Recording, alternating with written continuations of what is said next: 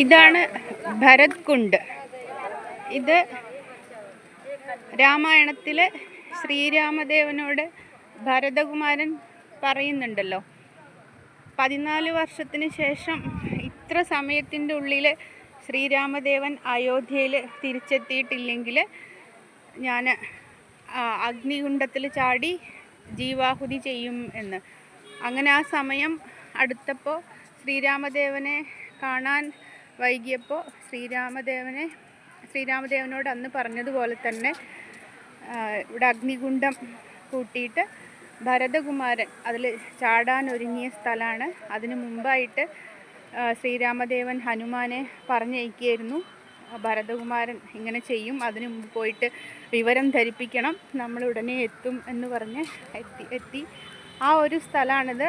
ആ ഒരു ചിത കൂട്ടിയ ആ സ്ഥലം, അഗ്നികുണ്ഡം കൂട്ടിയ ആ സ്ഥലം ഒരു വലിയ കുളമായിട്ട് ഇപ്പോൾ ഇതൊരു നല്ലൊരു താമര പൊയ്കയായിട്ട് നിറഞ്ഞു നിൽക്കുന്നൊരു മനോഹരമായൊരു കാഴ്ചയാണ് നമ്മളിപ്പോൾ കാണുന്നത്.